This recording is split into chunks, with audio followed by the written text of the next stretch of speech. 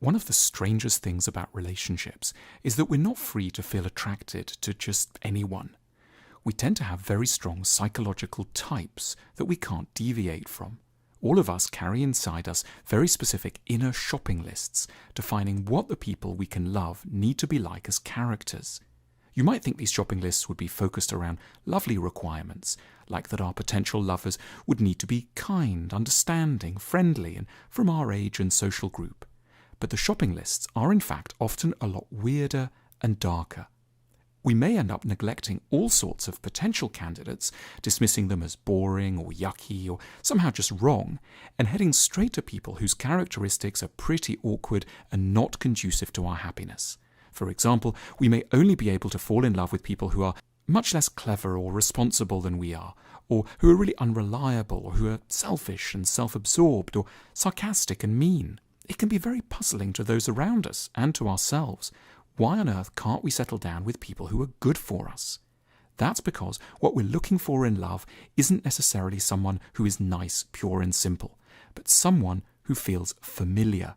And a lot of us learnt about love in childhood at the hands of people who were, in a variety of ways, trouble for us, and who continue unconsciously to guide our love types.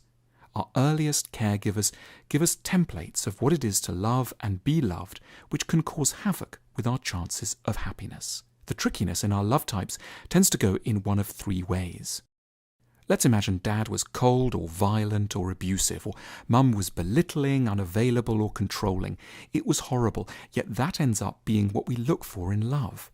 Why would we ever repeat something that was deeply uncomfortable? Well, because even though it was horrible, it was still a love relationship. There was abuse, but also, let's imagine, a degree of familiarity, admiration, attachment, and even tenderness. They may have been belittling, but it's what we got used to.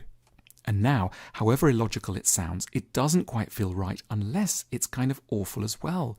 It's not nice as such, but it feels comfortingly, compellingly familiar. Or imagine we experienced firsthand what it was like to be made to feel terrible, to be humiliated and hurt. And then, weirdly, we may end up doing the same thing to someone else, humiliating them in turn, bossing them about, going cold on them just when they're vulnerable to us. It's as if a primitive part of us thinks that the only way not to be abused is to be the abuser. Deep inside, the childlike emotional self thinks, the person who did that thing to me was, in a way, the opposite of me, and that must be the place of safety, and that's who I want to be in any relationship. When parents cause us trouble, we're often so keen to get away from it, we develop blocks around all kinds of character traits they may have had, which might actually have been good and actually unrelated to the troublesome traits. So, for example, our father might have been belittling, but highly intelligent. Now, regrettably, anyone intelligent can seem hugely off-putting. Or we always felt our mother was somehow revolted by sexuality, ours especially, but she was really warm and cuddly. Now, sadly, anyone who's warm and cuddly is imagined to be punitive around sex, and hence feels wrong and has to be rejected. Our inner love maps are really hard to tease out. They certainly don't spell themselves out. So we have to make efforts to find out what they're dictating so as to free ourselves from their demands.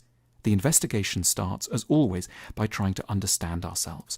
What did I suffer from at the hands of my early caregivers? Am I finding myself drawn to that in adults I fancy? Am I causing trouble for people in ways I might have suffered from when I was young? And am I put off certain people because they have traits I associate with people who caused me difficulties as a child? Might I, in other people, find the traits I like without the ones I fear? Emotional health means expanding on the number of people we're free to fall in love with.